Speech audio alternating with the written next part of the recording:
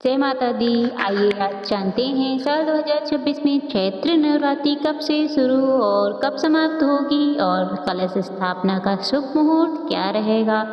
नवरात्रि के 9 दिनों में माँ दुर्गा के 9 रूपों की विधि पूर्वक आराधना की जाती है और इस दौरान बसंत ऋतु होने के कारण इसे बसंती नवरात्र भी कहते हैं। और धार्मिक मान्यताओं के अनुसार माँ दुर्गा इन 9 दिनों के लिए जब पृथ्वी पर आती हैं तो एक विशेष वाहन पर सवार होकर आती हैं और एक विशेष वाहन पर ही सवार होकर जाती हैं। तो आइए जानते हैं इस बार माता की सवारी क्या होगी और किस वाहन का माता प्रस्थान करेंगी। अगर जानकारी पसंद आए तो वीडियो को लाइक जरूर कीजिएगा। इस बार चैत्र मास के शुक्ल पक्ष की प्रतिपदा तिथि 19 मार्च दिन गुरुवार को सुबह 6:54 से शुरू हो रही है। इससे पहले तक अमावस्या तिथि रहेगी और प्रतिपदा तिथि 20 मार्च दिन शुक्रवार को सुबह 4:52 पर समाप्त होगी।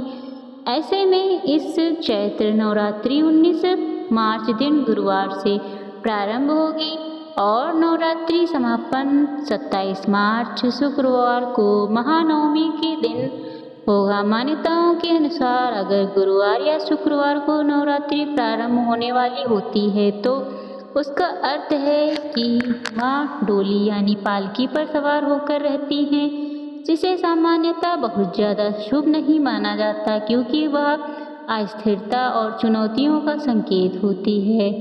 इसलिए इस बार माता पालकी पर ही सवार होकर आएंगी क्योंकि गुरुवार के दिन से नवरात्रि प्रारंभ हो रही है।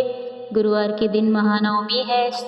स्तंत माता हाथी पर सवार होकर अपने लोक वापस लौटेंगी और धार्मिक मान्यताओं के अनुसार हाथी पर विदा होना बहुत ही शुभ संकेत माना जाता है। इसलिए भक्त इन 9 दिनों में माता रानी को प्रसन्न करने के लिए सामर्थ्य हो तो उपवास रखें, नहीं तो सच्चे मन से पूजा अवश्य करें। यदि समय हो और आप करना चाहते हो तो कलश स्थापना भी जरूर करें और कलश स्थापना हमेशा शुभ मुहूर्त में ही करनी चाहिए, तभी 9 दिनों में की गई पूजा का संपूर्ण फल प्राप्त होता है।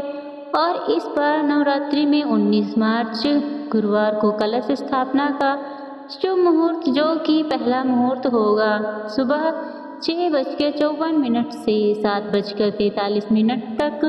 ध्यान रखिएगा कि इसी मुहूर्त में आपको कलश स्थापना करनी है क्योंकि इससे पहले तक अमावस्या तिथि रहेगी। अगर आप इस समय कलश स्थापना नहीं कर पाते तो फिर दूसरा मुहूर्त रहेगा जो कि अभिजीत मुहूर्त रहेगा दोपहर 12:10 से 12:58 तक।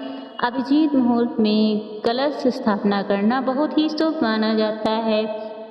चैत्र शुक्ल पक्ष की प्रतिपदा तिथि को ब्रह्मा तिथि भी ने षष्ठी का निर्माण किया था और इस दिन माँ दुर्गा का प्रकट्य हुआ था। इसलिए चैत्र शुक्ल प्रतिपदा से ही हिंदू नववर्ष का भी प्रारंभ होता है।